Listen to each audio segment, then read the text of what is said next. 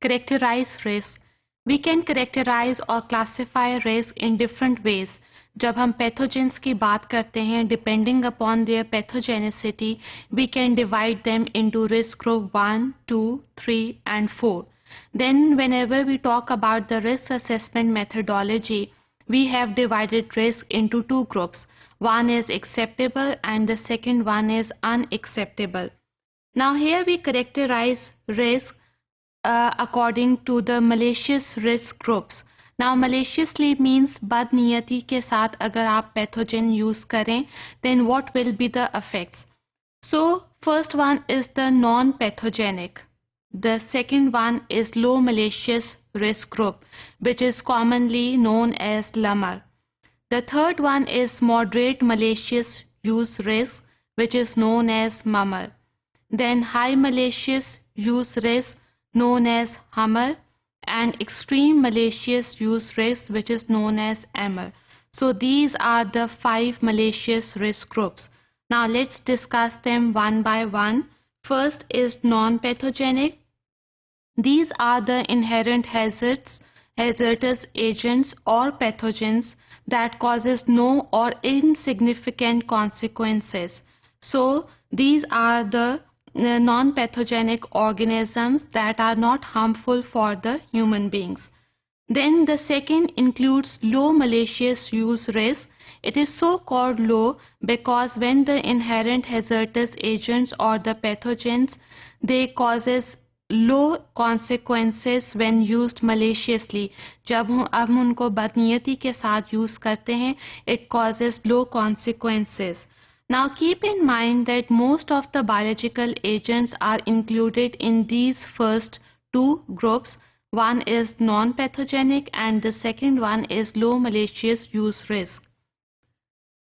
Now I want to explain it with the help of an example. Let's take an example of Mycobacterium leprae. Mycobacterium leprae is a acid-fast bacilli. They give strongly acid-fast reaction when stained with carbolfuchsin. The sides of this bacteria are parallel and the ends are rounded. The arrangements are usually palisade. This Mycobacterium tuberculosis causes a disease known as leprosy. Now here the organism grows very slowly. The generation time is about 30 days. And this organism is not highly virulent.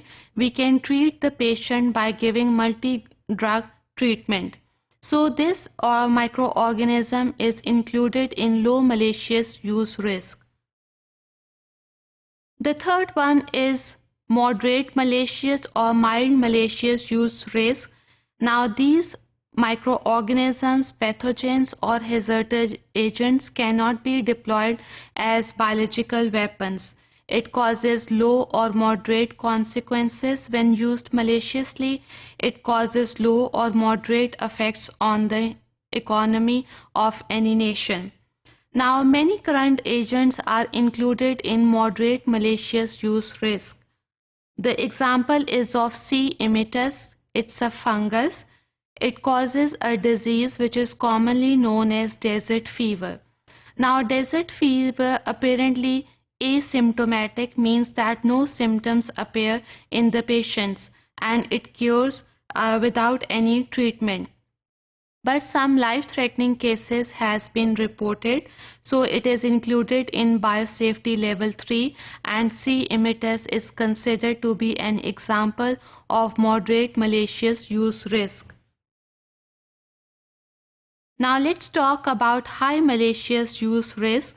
It causes national or international consequences. It means that these are the inherent hazardous agents that causes high consequences when used maliciously, and they can be exploited as biological weapons. This leads to high casualties and cause high economic impact as well. Let's take an example of Bacillus anthracis that cause a disease known as anthrax.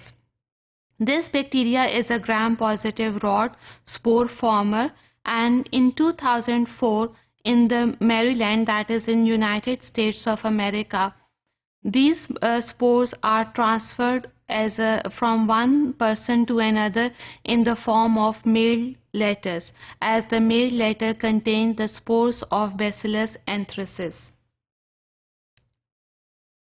Now the last one is extreme malicious use risk. Sometimes extreme malicious use risk is considered as HAMR, but because it also causes high risk when used maliciously, but they are not found in the nature. So here high security measures are required and it should be eradicated from the nature.